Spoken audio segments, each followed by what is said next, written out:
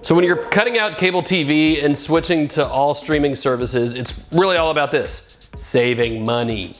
That's from the services you're using, whether it's Hulu or Netflix or Sling or PlayStation View or whatever, to the hardware itself. And I tell you, I've always kind of shied away from those $50 streaming sticks because you generally get what you pay for, right? If this is something I'm gonna use a lot, I don't mind paying a little extra money for a little extra hardware.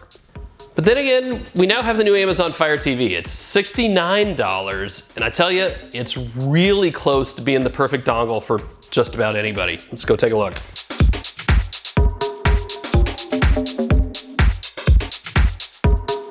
Okay, so here it is, the new Amazon Fire TV. Here's what you need to know. It's a dongle that hides behind your TV, but it still needs a power cord. Now, I've been able to plug mine into the TV itself, but you may need a wall outlet. So it ticks off most of the technical boxes. It does the 4K resolution thing and HDR10, which makes colors pop even more. And it does Dolby Atmos for audio if you're into that. Now, the only major miss here is Dolby Vision, which is a fancier and proprietary version of HDR. And the Fire TV just doesn't support it, and don't expect it to be added later, at least in this model. Now, two more misses here. There's no micro SD card anymore on this thing, so that means you're stuck with about 5 gigabytes of storage on board for things like apps and movies and games and stuff.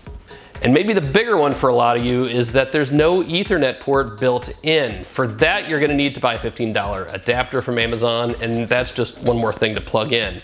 Now, internet speed is kind of the key to this whole streaming thing, especially if you're gonna start doing 4K and HDR. It's more bytes and bits, and you need faster data.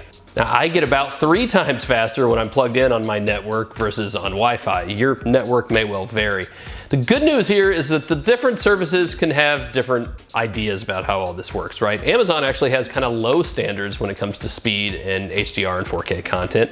Netflix has its own thing. By the way, you have to have a special Netflix plan if you want to do HDR and 4K. So your mileage may vary a little bit, and you're gonna have to read the fine print. But at the end of the day, if you want to plug this thing in, you're gonna need the adapter. Now, is that disappointing? Yeah, but remember this. We're still expecting another Amazon Fire TV box sometime later this year. It hasn't been announced yet, but I'm willing to bet it'll have an Ethernet port. Oh, by the way, the remote control is almost exactly the same on this new Fire TV. The internals are a little different, but it looks the same, it works the same. And yes, it also controls Amazon Alexa, so now your TV can control all the things and answer all your questions because Alexa is everywhere.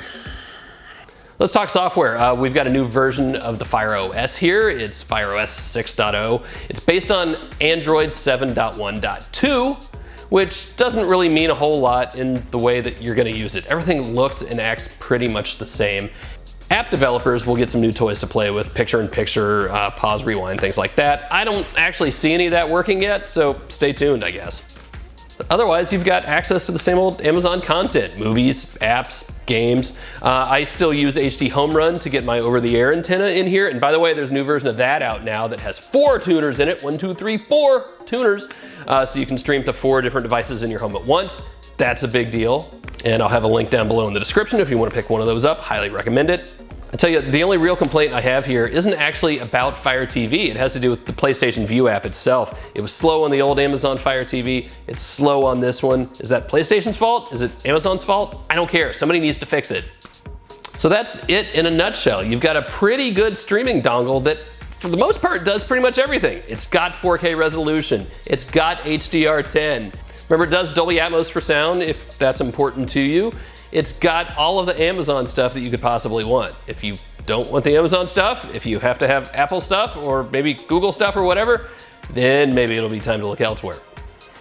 So all in all, not a bad little dongle. 4K, HDR10, Dolby Atmos, all the Amazon stuff, most of the apps you could ever possibly want.